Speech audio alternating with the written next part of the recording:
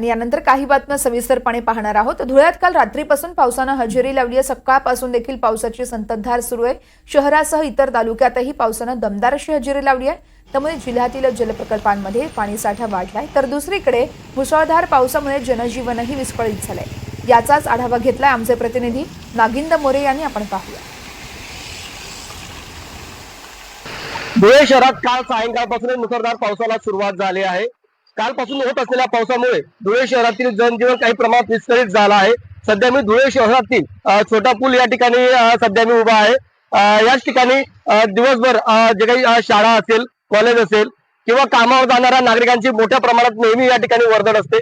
मात्र आता आपण पाहू शकतो की सकाळपासूनच सुरू असलेल्या या पावसामुळे जनजीवन काही प्रमाणात विस्कळीत झालं आहे। नागरिक काही गरज असेल तरच घराबाहेर पडताना या ठिकाणी दिसत आहे। आपण पाहू शकतो की नेहमी वर्दळीचा जो काही रस्ता जो काही पूल हा समजला जातो, या ठिकाणी हजारो नागरिक नेहमी ये जा करतात। मात्र या ठिकाणी होत असलेल्या पावसामुळे काही प्रमाणात जनजीवन हे विस्कळीत झालं आहे।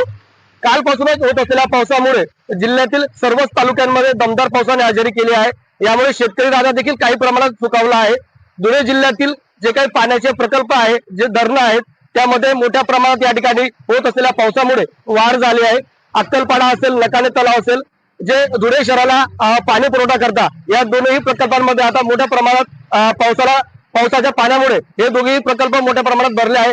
त्यामुळे येणाऱ्या काळामध्ये धुळेकर नागरिकांची होणारी पाण्यामुळे जी काही हेळसांड होती ती काही प्रमाणात या ठिकाणी थांबणार आहे, असे चित्र एकंदरीत या पावसामुळे बघायला मिळत आहे।